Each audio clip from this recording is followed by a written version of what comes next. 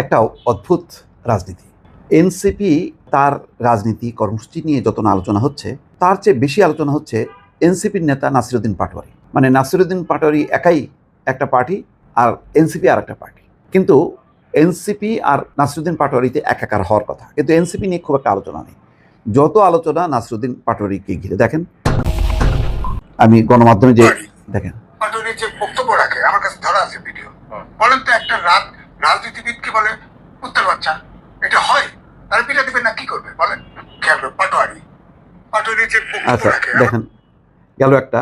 আর একটা দেখেন, নাসিরুদ্দিন পাটোয়ারি নিজে কি বলছে দেখেন।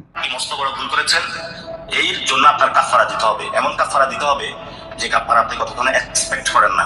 আপনি আমার পার্সোনাল রক্ত জড়াইছেন, আপনি আমার বয়সে বড় হবেন, ছোট ভাইয়ের রক্তের প্রতিশোধ নিবে, এবং ইনশাআল্লাহ বাংলাদেশে আপনার থেকে আমি পার্সোনালি এটা বললাম, আপনার থেকে ইনশাআল্লাহ আমি রক্তের প্রতিশোধ নিব। আপনি মস্ত বড় ভুল করেছেন, এই জন্য আপনার কাফারা দিতে হবে। তারেক রহমানকে কাফারা দিতে হবে, এমন একটা যে রক্ত ঝরাইছে, সুতরাং পার্সোনালি তারেক রহমানকে কাফারা দিতে হবে। গেল। তারপর দেখেন, এতদিন আমাকে ভুল বুঝাই শেষ, বাংলাদেশের জনগণের কাছে ক্ষমা চাই, আমরা এখন আপনাকে ক্ষমা করে প্রস্তুত আছি। এই সালাউদ্দিন বিয়াদব, এতদিন আমাকে ভুল বুঝাই। এই সালাউদ্দিন বিয়াদব, হ্যাঁ, শেষ নেই, কথার শেষ নেই। দেখেন, আসলে এনসিপি যেটা হয়েছে, ওনারা এই কামটা করতেছে কেন যা জানেন? এনসিপি পলিটিক্যাল পার্টি, এনসিপি আসলে জাতীয় পর্যায়ে বোঝা গেছে যে ওদের কোনো গুরুত্ব নাই, ওদের কোথাও কোনো গুরুত্ব নাই, ওদেরকে কেউ ভালোবাসে না। আসলে আপনি খালি ওরা মাইর খেতেছে, আপনি নিউজগুলো আপনি সোশ্যাল মিডিয়া পাবেন, নিউজগুলি দেখেন, নিউজের নিচে দেখবেন কমেন্ট আছে, একজন লিখতেছে অ্যান্টিবায়োটিক দেওয়ার দরকার ছিল, কিন্তু অ্যান্টিবায়োটিক সিঙ্গেল ডোজ হয় না, ডোজ আমরা দেখি। আর কত দেখাবো বলেন? প্রধানমন্ত্রীকে টার্গেট করে কথা বলছেন, আমরা কিন্তু এখনো খেপে যাইনি। এই নাসিরুদ্দিন পাটোয়ারি মির্জা আব্বাসের মতো লোক তার বিরুদ্ধে নির্বাচন করছে, ভালো কথা নির্বাচন করবে। অশালীন, রুচিহীন, অসভ্য ভাষা আসলে পরবর্তী কারণ এটা উচিত না। বিশেষ করে জিয়া পরিবারের বিরুদ্ধে মাননীয় প্রধানমন্ত্রীকে টার্গেট করে কথা বলছেন, আমরা কিন্তু এখনো খেপে যাইনি। এই নাসিরুদ্দিন পাটোয়ারি। তো এই যে নাসিরুদ্দিন পাটোয়ারির বক্তব্য, তার বিপরীতে মন্ত্রী থেকে শুরু করে টকশোর বক্তারা সবাই কিন্তু নাসিরুদ্দিন পাটোয়ারি। যত না এনসিপি নিয়ে আলোচনা, তত বেশি নাসিরুদ্দিন পাটোয়ারিকে নিয়ে আলোচনা। একটা কথা দেখেন, মাসুদ কামাল যেটা বলেছে সেটা একটু চিন্তা করেন। সিলেটে এই যে 3 দিন ধরে যে ঘটনাটা ঘটলো, প্রায় প্রতিদিনই তাদের উপর হামলা হয়েছে, সত্য। এই হামলার আমি নিন্দা জানাইছি যে না, এগুলি হওয়া উচিত না। পুলিশকে আবার ধন্যবাদ জানাইছে। পুলিশের ব্যাপারে আজকে স্বরাষ্ট্রমন্ত্রী সালাউদ্দিন আহমেদও বলেছেন, পুলিশ কোনো দলের বা গোষ্ঠীর লাঠিয়াল বাহিনীতে পরিণত হবে না, এবং পুলিশকে অত্যন্ত সিলেট অঞ্চলে ধৈর্যের পরিচয় দিতে দেখা গেছে। মানে পুলিশের উপরে ঝাঁপায় পড়তেছে, ঠেলা দিচ্ছে, পুলিশ যখনই কে হাত দিয়ে ঠেকানোচ্ছে বলেছে গায়ে হাত দিচ্ছেন কেন, উল্টা পুলিশের উপর দোষারোপ। মামলাও হয়েছে, মামলাও নিছে, আবার পাল্টা মামলাও নিছে।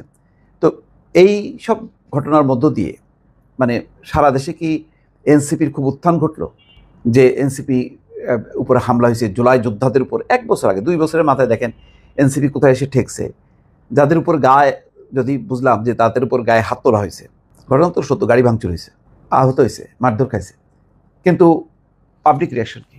কোনো রিয়াকশন নেই। কারণ এনসিপি নেতারা তারা তাদের আবেদন কিন্তু নষ্ট করে ফেলছে। বিশেষ করে কয়েকজন, এই নাসিরুদ্দিন পাটোয়ারির মতন কয়েকজন এমন সব বলগাহীন উক্তি করছে, তাৎক্ষণিক হয়তো রিয়াকশন হয়নি, কিন্তু মানুষ কিন্তু এটা মাথার মধ্যে রাখছে যে তারেক রহমান, প্রধানমন্ত্রী, স্বরাষ্ট্রমন্ত্রী সালাউদ্দিন আহমেদ, মির্জা আব্বাস সহ প্রত্যেককে যেভাবে উদ্দেশ্য করে অ্যাটাক করছে পার্সোনালি, এমনকি তাদের পরিবার নিয়ে, মানুষ এটা ভালোভাবে নেয়নি।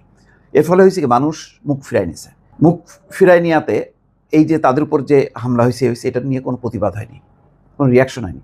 বরং দেখেন, জামাতের সাবেক সভাপতি শিবিরের জাহিদুল উল্টা বলছে কি, যে এটার পিছনে পরিকল্পনা আছে, গভীর ষড়যন্ত্র আছে। কি ষড়যন্ত্র? যে তারা জাতীয় রাজনীতির লাইমলাইটে আসতে চায়, এবং জামাত যাতে আলোচনার বাইরে চলে যায়, এনসিপি যাতে সামনে চলে আসে, এবং এনসিপিকে এই সামনে তুলে আনার জন্য এরকম কিছু ঘটনা ঘটানো হচ্ছে পরিকল্পিতভাবে। চিন্তা করেন কত বড় কমেন্ট। তো এই সব কিছু ঢাকা পড়তো যদি এনসিপির পক্ষে একটা জোয়ার নামতো। কোনো জোয়ার নেই, কোনো উচ্ছ্বাস নেই, আনন্দও নেই, বেদনাও নেই। এনসিপি, আমি এখনও বলি, তাদের নেতাদের আমি অবশ্যই ভালো চাই, কিন্তু তারা কেন জিম্মি হয়ে পড়লো জামাতের কাছে? কেন তারা তাদের নিজেদের রাজনীতিটা করতে পারলো না? দেখেন, এই যে ককরোচ জনতা পার্টি, তারা কি কারোর ওই যে সরকারি দল পুলিশ পিটাইছে বলে তারা কি এখন যে ওই যে ইন্ডিয়া জোট কংগ্রেসের সঙ্গে ওদের সঙ্গে কি হাত মিলাইছে, বলছে যে চলেন আমরা একসাথে মিলে ঐক্যবদ্ধভাবে সরকারের বিরুদ্ধে লড়াই করি না? তারা তাদের রাজনীতিটা করছে, তাদের নিজেদের স্বাতন্ত্র অবস্থানটা বজায় রাখছে। আমাদের এরা পারছে এই এমপি গিরি করা বা মন্ত্রিত্ব লোভ, এই সমস্ত ক্ষমতার লোভ তাদেরকে এমন পিছনে ধাওয়া করছে। এখন সর্বত্রই দেখেন হোসেন জিল্লুর রহমানের মতন লোকও ওনাদের সমালোচনা করছেন যে এই যে ক্ষমতার, তাদেরকে ক্ষমতায় টেনে আনা ডক্টর ইউনূসের একটা চরম ভুল পরিণতি। তারা সুবিধা পাইছে, সুবিধা পেয়ে কী করলো যে পুরো পুত্তানের যে একটা চরিত্র বা তার যে একটা মাহাত্ম্য, সেই মাহাত্ম্যটা কিন্তু ভুলণ্ডিত হয়ে গেল। তারপর যা করলো সেখান থেকেও তারা ফিরে আসতে পারতো নিজেদের মতন করে যদি নির্বাচনটা হতো। একটা আসন না পাইলেও এনসিপির একটা ফ্যাক্টর হয়ে থাকতো রাজনীতিতে, কিন্তু এখন না, তাদের আলাদা কোনো সত্তা নেই। নিজেরা যদি দাঁড়ানোরও চেষ্টা করতেছে, তার পাশে জামাতও নেই, সরকারও নেই এবং জনগণও নেই, তাহলে সামনে চলবে কীভাবে?